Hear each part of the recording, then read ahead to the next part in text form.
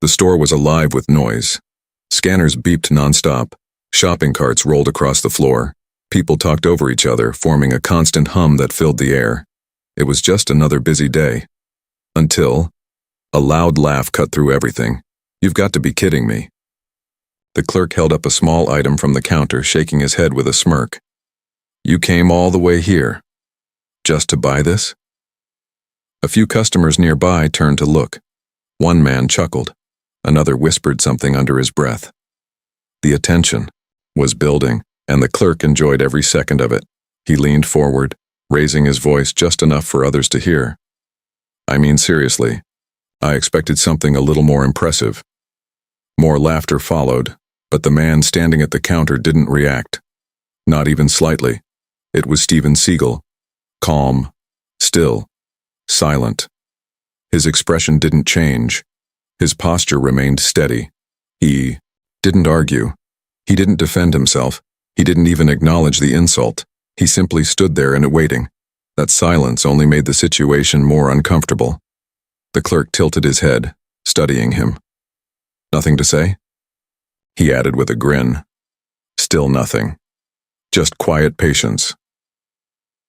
For a brief moment, the noise of the store seemed to fade around them, as if something unseen was building beneath the surface. A tension that no one could quite explain. Then, the entrance door opened. A sharp sound echoed as it hit the stopper. A few heads turned instinctively. Footsteps followed. Slow, confident, purposeful. The atmosphere shifted. Subtly, but unmistakably, even the clerk paused for half a second, glancing toward the entrance. Something didn't feel the same anymore. And for the first time, the moment didn't feel funny. It felt different. Heavy. Uncertain. Like something important was about to happen. And the man at the counter? Still calm. Still silent. Still completely in control. Have you ever seen someone get judged too quickly and then prove everyone wrong? Comment below. Where are you watching from? The store carried on like nothing had happened, but a subtle tension now lingered in the air. People moved through aisles, picking up items, comparing prices, chatting casually. But every now and then, their eyes drifted back toward the counter. The moment had drawn attention, and something about it didn't feel ordinary anymore. The clerk, still standing behind the register, tried to maintain his confidence.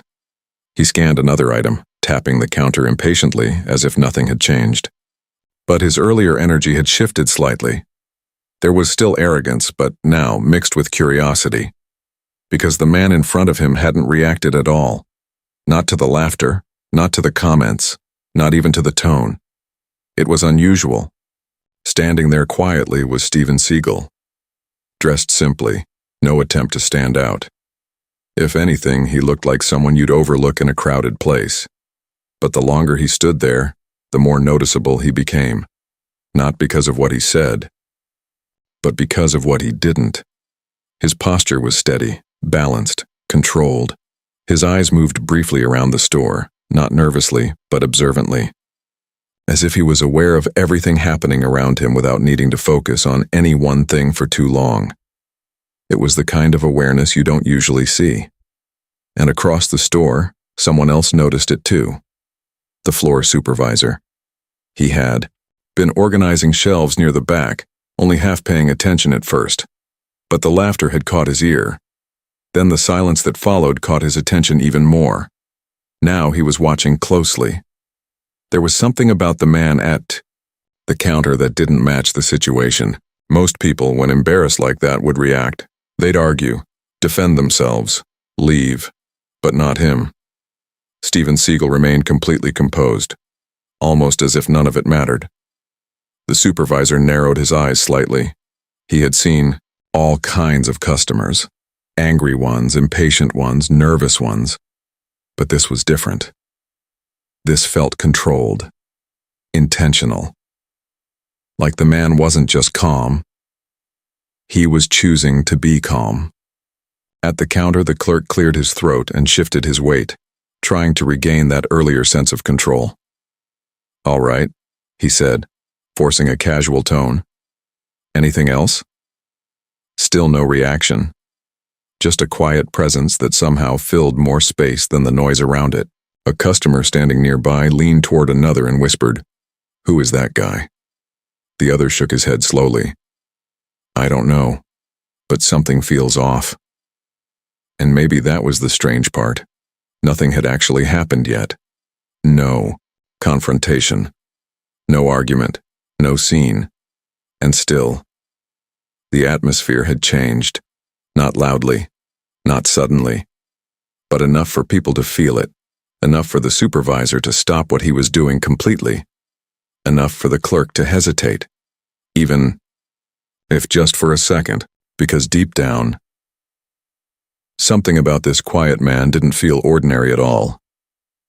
The clerk leaned back slightly, a smug smile still on his face. But now there was a hint of irritation creeping in.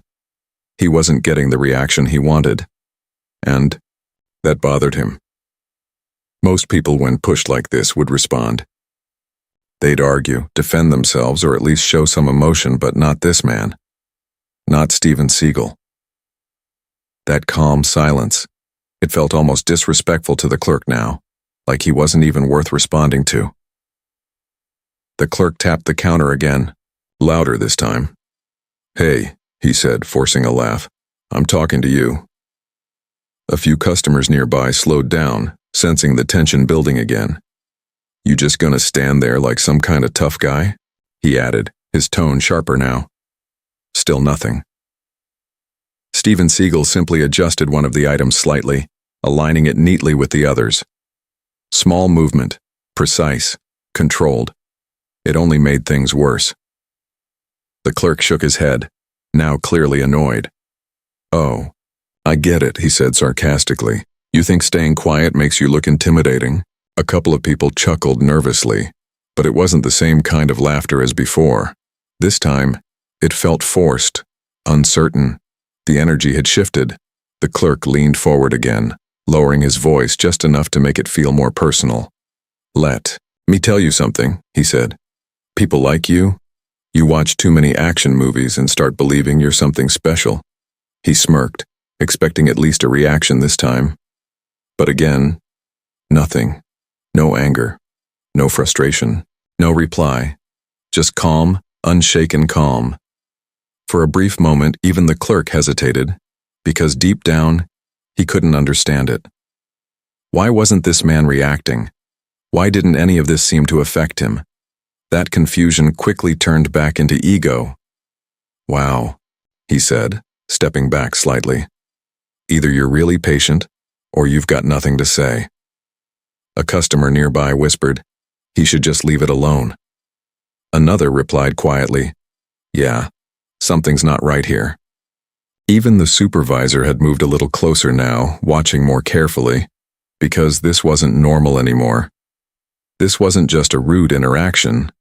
This felt like a test, and only one person in this situation seemed completely in control of it. At the counter, Steven Seagal finally moved, just slightly.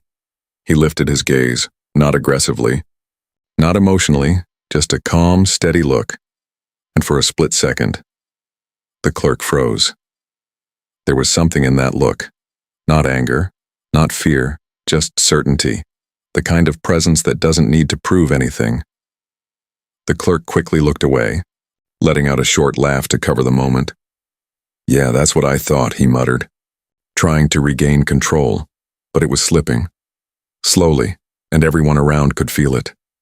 The tension was no longer loud. It was quiet, heavy, building, and just as the clerk opened his mouth to say something else, a voice came from behind, clear, firm, "Sir." "There you are. Everything stopped. What would you do in this situation? Stay calm or speak up? Comment below." The voice didn't just interrupt the moment. It changed it. "Sir, there you are." It was calm, controlled, and carried a quiet authority that didn't need to be loud to be noticed. The clerk froze mid-sentence. A few customers turned, instantly toward the entrance, Two men stood there, well-dressed, focused, alert. They weren't browsing. They weren't distracted. They were looking for someone, and within seconds they started walking, straight toward the counter. The sound of their footsteps echoed slightly against the floor, measured, purposeful, the kind of walk that makes people instinctively move out of the way. The clerk straightened his posture, trying to stay composed, but the confidence he had just moments ago was no longer as solid. Can I help you?" he asked, forcing a polite tone. No response. Not even a glance. Their attention was locked on one person, the quiet man at the counter, Steven Seagal. One of the men gave a small nod as they approached. "Sir, we've been trying to reach you," he said respectfully. The word "sir" hung in the air. It didn't go unnoticed. The clerk blinked, confused. He looked from the men, back to the man in front of him, then back again. Something didn't add up. "Reach him," the clerk muttered under his breath. The second man stepped slightly to the side, scanning the store briefly, not nervously, but professionally, as if assessing the environment. That alone was enough to make a few customers step back. The energy in the store shifted again, this time more noticeably. The casual atmosphere was gone, replaced by something quieter, sharper, more serious. The supervisor, who had already been watching, now walked closer, his expression tightening. He recognized that tone, that posture. These weren't ordinary men. Back at the counter, Steven Seagal turned his head slightly toward them. No surprise, no urgency, just acknowledgement. "I was busy," he replied calmly. His voice was low, steady, and completely unbothered. The first man nodded. "We understand, sir, but we need a moment when you're done here." "Done here." The clerk swallowed. For the first time, he looked unsure of himself. Just minutes ago he had been laughing, mocking, in control. Now, he didn't even know what to say. "Wait," he said, trying to piece things together.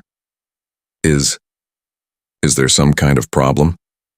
No one answered him, not immediately, because in that moment he wasn't the focus anymore, and that realization hit harder than any response could have. A customer near the aisle whispered, "Who is that guy?" Another replied quietly, "I don't know." But those guys aren't treating him like a normal customer. The supervisor stepped closer to the counter now, his eyes moving between the men and Steven Seagal. There was a shift in his expression too. From curiosity to concern, because he was starting to understand that something bigger was unfolding, something the clerk had completely misjudged. At the counter, the item still sat there, unscanned, unfinished, almost forgotten. The moment had moved beyond a simple purchase. The clerk cleared his throat, trying to regain some sense of control. "Look, if there's an issue, I can call the manager." "Good idea," the supervisor interrupted quietly. His voice was calm, but firm. "I'll get him." And without waiting for a response, he turned and walked quickly toward the back office. That alone said everything. The clerk's confidence dropped another level, because now, even the supervisor wasn't treating this like a normal situation. Back at the counter, silence settled in again. But this time, it wasn't awkward. It was heavy. The kind of silence where everyone is waiting for something to happen. The two men stood calmly, their presence steady. Steven Seagal remained exactly the same, unshaken, unbothered, completely in control. And the clerk? He finally understood one thing clearly. He had misread this situation from the very beginning, but what he still didn't know was just how big of a mistake he had made, and within moments, he was about to find out.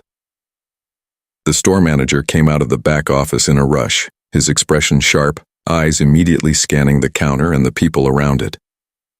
He could feel the tension in the air the moment he stepped onto the sales floor. Something had shifted, something significant. The clerk tried to regain control, puffing his chest and forcing a smile. "Nothing to worry about," he said quickly. waving his hand toward the man at the counter. "Just handling a customer." The manager stopped in his tracks. His eyes locked on the quiet figure at the counter, Steven Seagal. His whole demeanor changed instantly. The authority he carried from years of managing staff and controlling chaos softened into recognition and respect. "Sir," he said quietly, stepping closer. His voice carried weight even in its softness. "We didn't realize you were here." The clerk blinked rapidly, confusion and unease washing over him. "Wait, what? Who are you talking to?" The manager's gaze didn't shift toward the clerk. It stayed on the quiet man at the counter, unwavering. Then he said something that made the blood drain from the clerk's face. "You need to stop talking. Right now." The room went silent. Customers instinctively stepped back, unsure of what was happening.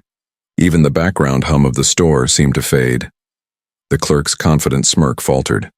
Every instinct he had to dominate the situation was evaporating in the presence of something far greater than himself. Steven Seagal remained perfectly still, calm, and collected. He didn't move to defend himself, didn't argue, didn't even blink quickly. His presence alone was commanding, enough that the clerk could feel the weight of it pressing down. The manager leaned in slightly, speaking with measured authority. "Do you even understand who you are speaking to?" The clerk opened his mouth to reply, but no words came out. Every sentence he had prepared in his head dissolved. Something in the manager's tone, the measured steps, the certainty, told him that he was completely out of his depth. The two men who had arrived earlier subtly shifted closer, though still without saying a word. Their eyes were calm, assessing the space, ensuring everything was under control. They didn't need to act aggressively. Their presence alone amplified the tension in the room. The manager gestured slightly with his hand, as if to emphasize the importance of what he was about to say next. "This man," he said slowly, "has trained some of the most elite personnel in the world. People who handle situations most of us can't even imagine. And I personally have been under his guidance, including myself." The clerk's hands tightened around the edge of the counter. His throat went dry. He swallowed hard, suddenly aware of how small and insignificant he felt in this room. His arrogance, so loud and confident just moments ago, had evaporated completely. The manager's eyes softened, but his voice carried undeniable weight. "Do you understand now why you should have shown respect?" The clerk's gaze dropped to the counter, ashamed. He could feel every eye on him, watching, judging silently, not with mockery, but with an understanding of the lesson unfolding before them. Steven Seagal, still calm and composed, placed his items neatly in a bag. He didn't speak, didn't lecture, didn't even glower. His quiet confidence alone communicated more than any words could. The manager gave a slight nod, a gesture of acknowledgement and respect toward him. "Remember this lesson," he said softly, mostly to the clerk. "The most dangerous people in the room are usually the quietest." The clerk's mind raced. His earlier mockery felt foolish, naive, almost childish in hindsight. And in that single moment, he realized he had been completely wrong about everything. The store, once bustling with ordinary noise and casual energy, now seemed almost reverent. People moved more quietly, watched more closely, and felt the lingering presence of someone extraordinary in their midst. Steven Seagal finished his transaction and turned toward the door. He didn't boast. He didn't wave or call attention to himself. He simply walked with calm assurance, leaving the clerk, the manager, and everyone else in silent awe. The clerk finally muttered almost to himself, I didn't know." And that was all he could say. The moment stretched in the store, heavy and charged. Every person present seemed to understand, at least subconsciously, that what was happening was far beyond a simple shopping trip. The clerk's earlier laughter and arrogance had vanished, replaced by a nervous, awkward stillness. Even the customers who had been quietly observing felt the shift, glancing at one another in disbelief. Steven Seagal remained calm at the counter, methodical in every movement. He adjusted a few items neatly into the bag, his hands precise and steady. There was no rush, no hesitation, no trace of the slight impatience most people show in such situations. The silence around him amplified his presence. The manager, still, standing a few feet away, lowered his voice slightly, almost to himself but loud enough for the clerk to hear. "Do you know who this is?" The clerk shook his head slightly, barely able to speak. I don't." The manager shook his head and leaned closer, his tone now firm but respectful.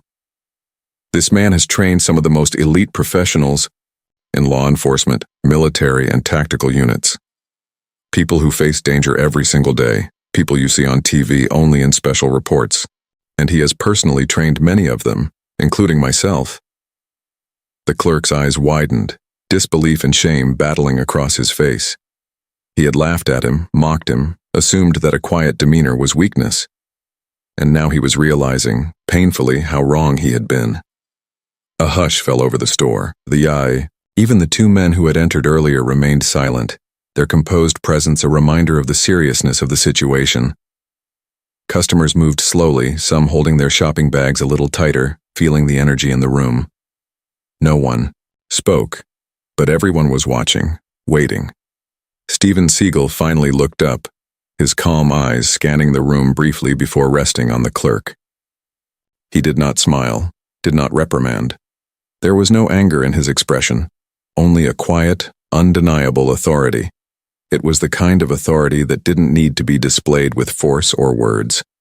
The manager continued, nodding slightly toward him. "He has served as a tactical instructor for units that protect entire cities. He has trained people in life or death scenarios, situations most of us cannot even imagine.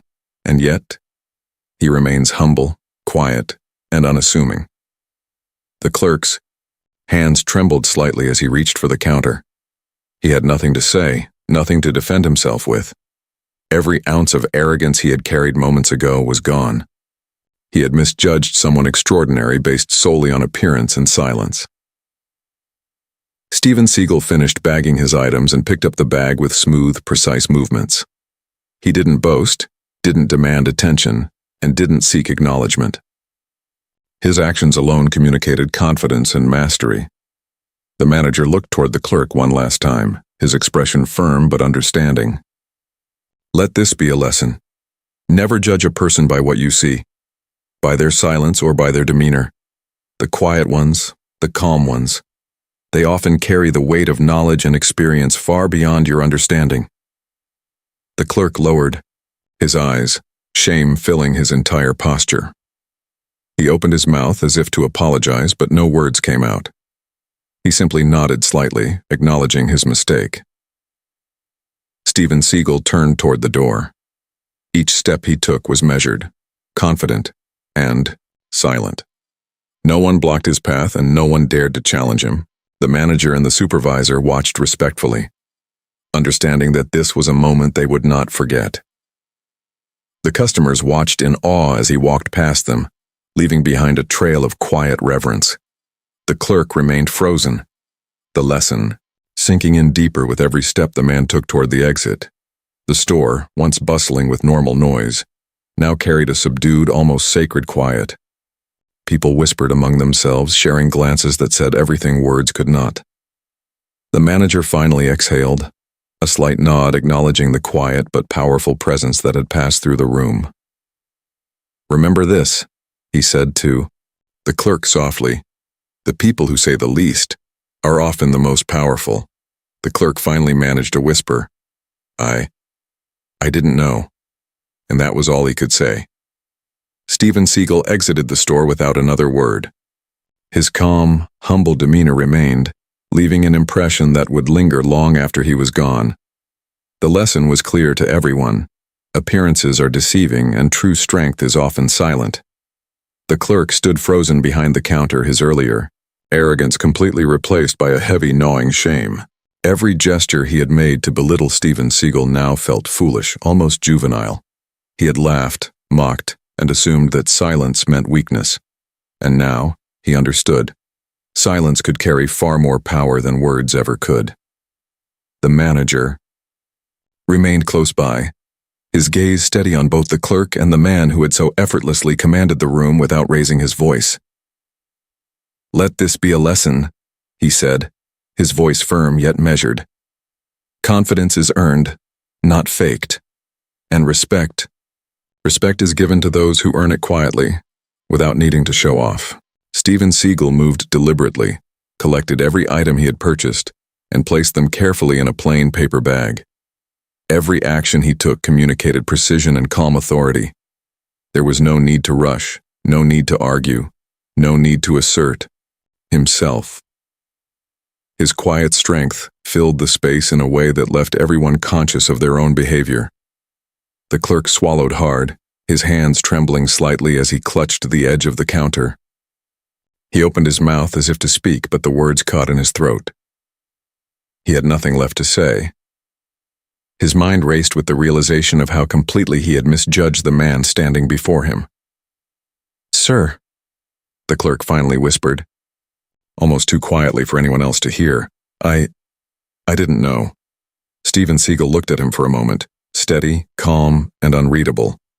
There was no anger in his gaze, no malice, no desire to humiliate. Just a quiet acknowledgement, the kind that teaches a lesson without a word, the kind that leaves a lasting impression on the observer. The manager nodded slightly, as if confirming the unspoken truth. Sometimes the most powerful people in the room don't announce themselves with noise or spectacle. They simply exist, and their presence alone commands attention. The clerk lowered his eyes ashamed, but he learned something invaluable in that moment. The lesson would stay with him long after the transaction was complete, long after the store returned to its normal hum of beeps and chatter. Steven Seagal finally lifted the bag and began to walk toward the exit. Each step was deliberate, steady, and measured. The kind of walk that makes a person take notice, not because it's flashy or dramatic, but because it carries the weight of self-assurance and experience. Customers paused mid-step, shopping carts halted, and a few whispered to each other in awe. Even the two men who had accompanied him earlier stayed back, silent and composed, letting him move freely without interference.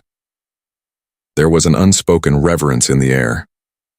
The manager gave the clerk a small but meaningful nod, a gesture that communicated respect, understanding, and the quiet reinforcement of the lesson. "Remember this," he said softly. "The most dangerous people in the room are usually the quietest, and the calm ones, they are the ones you should never underestimate." The clerk finally exhaled slowly, almost in relief, but mixed with the heavy weight of humility. His shoulders sagged, his earlier bravado completely gone. He realized that strength and authority didn't come from raising your voice or belittling others. True strength was measured in restraint, experience, and the quiet confidence that comes from knowing you don't need to prove anything.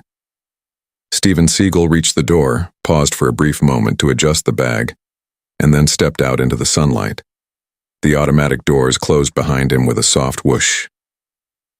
The world outside continued, oblivious to the powerful presence that had just walked through the store, but the lesson remained in the minds of everyone inside. Customers returned slowly to their shopping. The clerk adjusted his uniform and moved back behind the counter, and the manager resumed his position. But the atmosphere had changed. A quiet respect lingered in the air, an awareness that appearances can be deceiving, and that sometimes the most formidable strength is the one that remains unseen. The clerk whispered one final time to himself, I'll never make that mistake again. Have you ever underestimated someone and realized your mistake too late? Comment respect if this story surprised you.